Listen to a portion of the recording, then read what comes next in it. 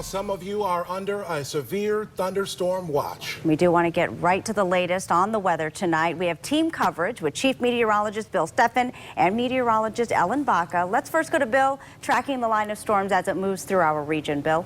Well, we've had a lot of strong wind gusts throughout the area, but very little in the way of damage. Let's take a look at Storm Track Live once again. We got a broken line of showers and thunder showers. Not a lot of lightning with this, but you can see this line extends from east of Cadillac on down to east of Big Rapids, east of the Grand Rapids area, and then on down to the Indiana border, and actually goes way down into Indiana. Once that line passes your area here, I think you're pretty well done with any chance of severe weather. There is just that one little severe thunderstorm warning in effect for southern Ionia County right in there.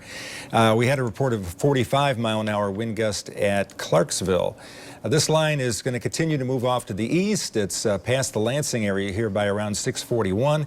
We've got a thunder shower here in Kalamazoo County looking pretty good. That's over to to Interstate 69 here by 6:28 and all the way over to Jackson by 6:50. These storms are moving at a pretty good clip. Let's zoom in a little bit. Wherever you see the red, there's some pretty heavy rain coming down, and you can see this is more like a squally situation where you don't get a lot of lightning with these storms as they continue to move off to the east. The last one here in Berrien County should be exiting the area here in about 2 hours or so. And off to the north, you can see the activity not quite as strong up here, but still some gusty winds and some rather heavy rain expected over toward Alma and Mount Pleasant. Off to the west of us, not much going on. You can see all the severe thunderstorm warnings south of Fort Wayne as that line continues off to the south. Once this line gets through, some pretty cool air is going to come back into the area here. Ellen's here to tell us how fast the winds were today.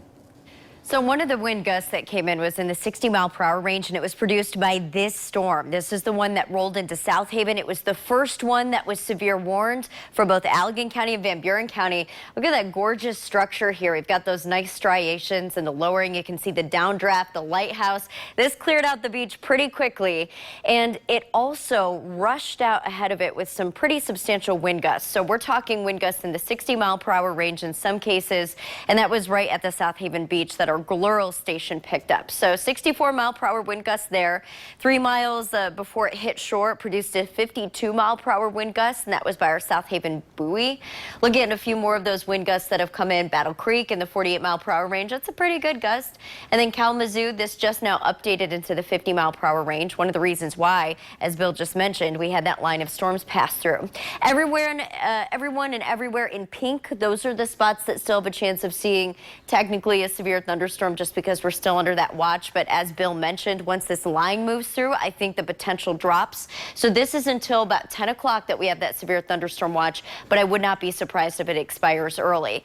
Battle Creek, get ready. This is the type of wind gust that's headed towards you. Bill's back in just a bit to talk about just how much quieter it's going to be over the next couple of days.